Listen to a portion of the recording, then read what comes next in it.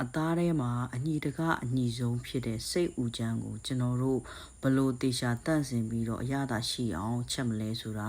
အခုဗီဒီယိုလေးကိုစောင့်ကြည့်ပေးပါဦးနော်။တချို့ကတော့စိတ်ဥချမ်းလို့လည်းခေါ်တယ်စိတ်ထမဆိုးချမ်းလို့လည်းခေါ်တယ်စိတ်ပဆိုးချမ်းလို့လည်းခေါ်တယ်အမျိုးမျိုးတော့ခေါ်ကြပါတယ်ခင်ဗျ။ဝယ်လာတဲ့စိတ်ဥချမ်းတွေကိုကျွန်တော်တို့ကပထမဦးဆုံးရင်နွေးပွက်ပွက်စုနဲ့လောင်းပြီးတော့ခဏစိမ်ထားပါမယ်ခင်ဗျ။ပြီးရင်တော့အညစ်အကြေးတွေကိုဇွန်းနဲ့ချစ်ထုတ်ပါမယ်ဒါကတော့ပနာမအစဉ်ဒါအညစ်အကြေးတွေကိုဖယ်ရှားတဲ့နည်းပါခင်ဗျဒီနေရာမှာအပေါ်ဘက်ချမ်းသာဇွန်းနဲ့ချစ်ထုတ်လို့ရပါမယ်အောက်ဘက်ချမ်းကတော့ဇွန်းနဲ့ချစ်ထုတ်ရင်အသားအလွှာတွေပါသွားမှာဖြစ်တဲ့အတွက်လက်နဲ့အညစ်အကြေးတွေကိုဆွဲပြီးတော့ခွာပါမယ်ခင်ဗျပြီးရင်တော့ရေတစ်ဆက်ဆေးထားလိုက်ပါမယ်ဒါကတော့ပထမအဆင့်စီကြောပြီးတဲ့အနေထားပါဒုတိယတစ်ဆင့်အနေနဲ့မကြီးသည့်အမှဲ့ကိုသုံးပါမယ်မကြီးသည့်အမှဲ့နဲ့အညီနှမ်းပြောက်အောင်လို့တိုက်ပါမယ်ခင်ဗျဒီနေရာမှာမကြီးသည့်ကိုသုံးတဲ့ချိန်မှာအညှိတွေပြန်ထွက်လာလို့ရှိရင်ဆက်ပြီးတော့ဖယ်ပါမယ်ပြီးရင်တော့ရေဆေးထားပါမယ်နောက်တစ်ဆင့်အနေနဲ့က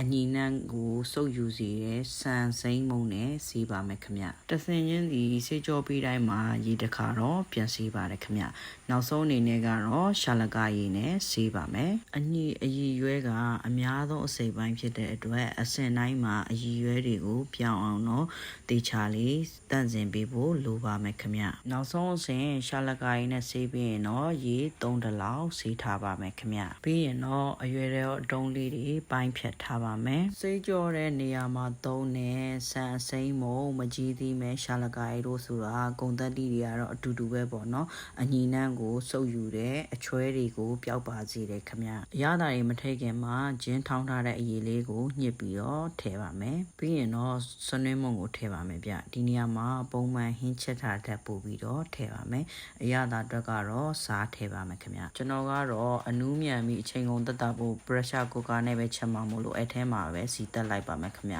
စီတက်တဲ့ထဲကတော့ပုံမှန်ဗမာရင်းချက်လို့ပေါ့နော်ကြက်သွန်ဖြူနီဂျင်းကိုထည့်ပြီးတော့စီတက်ပါမယ်စီတက်ထားလေးနည်းနည်းလေးနွမ်းမီဆိုရင်တော့အယောင်တင်မှုန့်ကိုထည့်ပါမယ်အယောင်လေးလှလာပြီဆိုရင်စိတ်ဥချမ်းတွေကိုထည့်ပြီးတော့လုံးပါမယ်ခင်ဗျ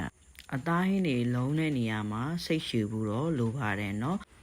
အသားတွေလုံးတဲ့နေရာမှာအသားအယောင်လေးပြောင်းပြီးတော့တင်းတင်းလေးနဲ့စီပြန်အောင်လုံးရပါမယ်ခင်ဗျဒါမှသာအသားရဲ့အနံ့ကိုပျောက်ပြီးတော့ရေစားမကြမ်းတဲ့အတွက်တာရှည်အထားခံမှာဖြစ်ပါတယ်ခင်ဗျဒါကတော့ရှေးလူကြီးတွေပြောတဲ့စကားပေါ့နော်ကျွန်တော်တို့အစားအစာကလည်းချက်ချ